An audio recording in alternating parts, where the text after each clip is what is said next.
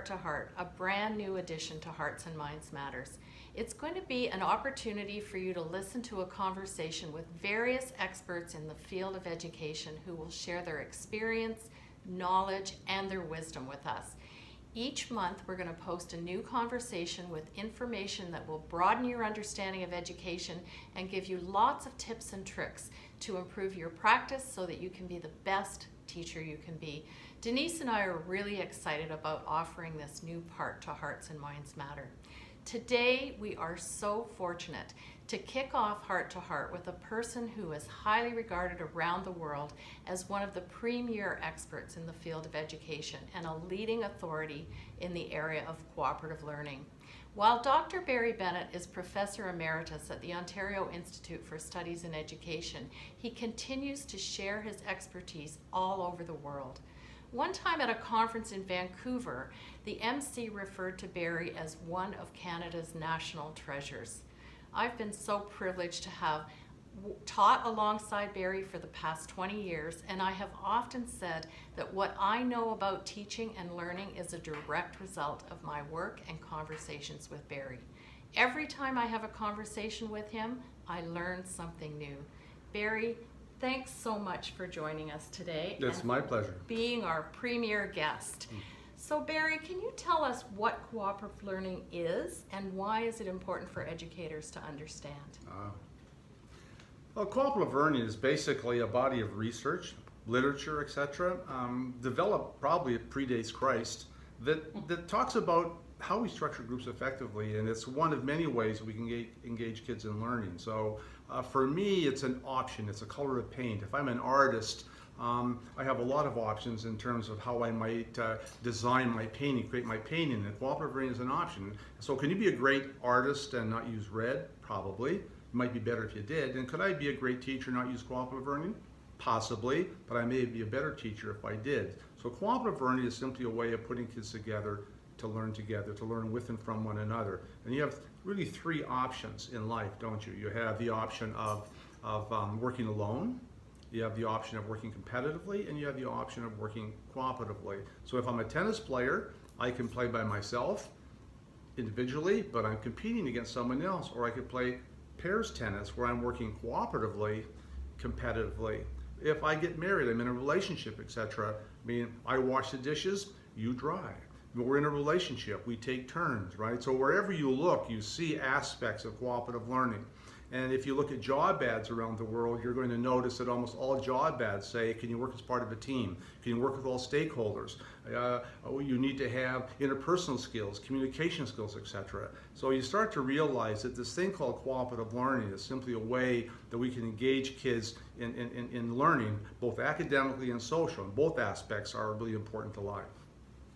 And so Barrie, today's world is a bit chaotic. We're hearing so many things about the way kids need to behave.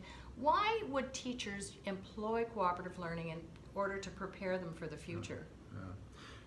You can go back to, and we've all heard of Piaget, the child psychologist. We may have heard of Vygotsky, the great Russian educator. And both of those people argued that learning was socially constructed, right? You can look at Piaget's text in 1958 and Vygotsky's 1962 text, right, to see some of their thinking along that area. Neurologists, like brain researchers, saying that talk is critical for intellectual growth. You start to look at Howard Gardner's work on multiple intelligence, right, and he has found in his research that interpersonal intelligence is the #1 predictor of success in every culture he studied. And he also found that when you nest the other intelligences into interpersonal intelligence, there's a synergistic effect on the other intelligences. So no matter where you look, historically and currently, all right, that need to work with others is important. Some of you may have heard of the zone of proximal development. That's like think, pair, share. There where you have a student who knows a bit more is working with a student who knows a bit less. And that zone, that difference there is mediated by the fact that one person is mentoring, coaching the other person. So it's just a key part of learning. Should you use it all the time?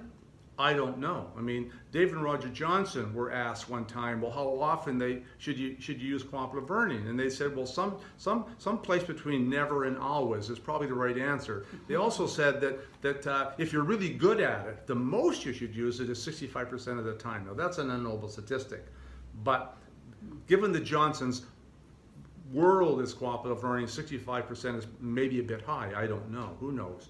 But think of cooperative learning as a color of paint, right? And you have to decide with your kids as the canvas how much red you want on this canvas in this learning experience. I remember an experienced teacher from here in Toronto who had been playing with cooperative for years, and he always said, I looked at what I'm about to teach, what kids are about to learn, and I asked myself first, is cooperative learning the best way to engage kids in learning this particular topic? If the answer is yes, I use it. If the answer is no, I find something else. And Barrie, you and I both know at the Faculty of Education, we teach cooperative learning and we make it a priority for them to understand as developing teachers. But what are some of the pitfalls that people might face? Well, one of the main pitfalls, I can explain what happened in a grade 10 class up in the Lakeland Catholic School District. And I was talking with one of the grade 10 teachers there, and he said, you know, I can't get my kids to talk. I put them in groups. They're really nice kids, but I can't get them to talk. And he said, so today when you teach my class, I want to see how you can get these kids to talk. And he's a nice teacher. The kids liked him. I mean, he's a popular teacher. And so I taught this lesson and couldn't stop the kids from talking. They talked the whole time. And after the lesson, he said, but why would they talk for you and they won't talk for me? And I said, well, how many workshops have you attended in cooperative learning? He said, what do you mean? I said, well, how many opportunities have you had to learn? Like, what have you, oh, he said, never, I never had any. I said, so you want to play the violin as good as me, but you've never taken a violin lesson. So I've been playing with it now for 37 years. I've written 2 books on cooperative learning. I've run probably 250 4-day institutes on cooperative learning. I've got master's and doctoral students, you know, researching cooperative learning. I teach in kindergarten and grade 12 classrooms all the time using cooperative learning, and you want to be as good as me. I said, take a workshop. Go learn how to play the violin. You know, so one of the big flaws is that people think, well, just because I put kids in groups, I'm using cooperative learning. No, you're not. You've got group work, and group work that isn't structured properly is one of the worst approaches to teaching we know of. And that's the big mistake. People don't do the training. They don't take the time to learn it. And they don't pay attention to all 5 of the elements in one cooperative learning experience. Well, then that's just one part of the problem, right? I see cooperative learning as like a wedding cake. At the top, you have all these structures, and Spencer Kagan has got the best collection of those. There's probably like 150, maybe 200 of these structures, like think, pair, share, and placemat, etc., jigsaw, teams, games, tournament. Then you have what you mentioned, which is the engine of group work, the process of group work, which is like the research of David and Roger Johnson and the 5 basic elements, right? But also Elizabeth Cohen's research, where, for example, she showed that when teachers are when kids are working on something highly sort of unpredictable and uncertain, etc., if the teacher moves into the group, the level of thinking drops, the amount of collaboration drops, they defer to the teacher. You can actually ruin group work, right? So you have these people that play with that process, as you said, the 5 basic elements. Then at the bottom you have, how do you create a safe, inclusive environment? And that's where your work fits in, right? Is that if we don't have that as a base, a safe, inclusive environment for kids, then there's no point having the process of group work or having all the structures, because they won't work properly. You can't grow plants in soil that doesn't have any nutrients, and you're not going to have, you can't play with any instructional method, not just cooperative learning stuff, mind mapping, concept attainment, whatever you want to play with. The demands that kids are involved in a safe, inclusive environment. And so that's actually my next question. How do you see Hearts and Minds Matter fitting into the area of cooperative learning for teachers? Oh, exactly. That's the fit. It's the base. That's what you build everything from. And if you don't have that piece in place, and it's not just the cooperative learning piece of safety. It's also about, did you smile at the kids when they walk through the door? Do you know your kids' names? Do you give enough wait time to kids before you ask them to talk publicly in class? Or do you let them share with their partner, right, before they share publicly in class? Building that safety piece isn't just the cooperative responsibility of cooperative learning. There's so many other aspects. Like, what do I know about children with autism?